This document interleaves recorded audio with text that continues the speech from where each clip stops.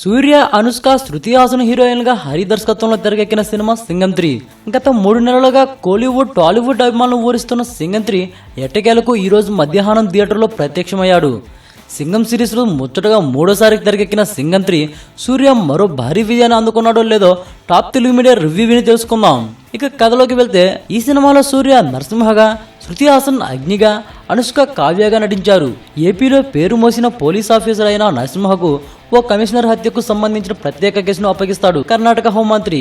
ఆ కేసును తనదైన శైలిలో విచారించి హంతకులను పట్టుకున్న నరసింహ కమిషనర్ హత్య వెనుక విఠల్ అనే ఓ పెద్ద బిజినెస్ మ్యాన్ ఉన్నాడని తెలుసుకుంటాడు.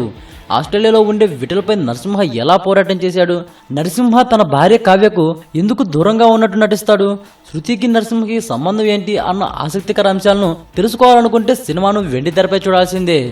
ఇక కథనంలోకి వెళ్తే, ఒక కేసును ఛేదించే పనిలో విదేశాల్లో ఉన్న విలన్తో పోరాడి అతన్ని ఓడించడం అనే సినిమానే సింగం 3.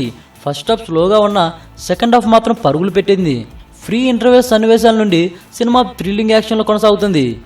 ఇక ఎవరు ఎలా చేశారంటే, పోలీస్ ఆఫీసర్ పాత్రలో అగ్రెసివ్గా కనిపిస్తూ సూర్య చెప్పిన డైలాగులు, చేసిన ఫైట్స్ సూపర్ అనిపిస్తాయి.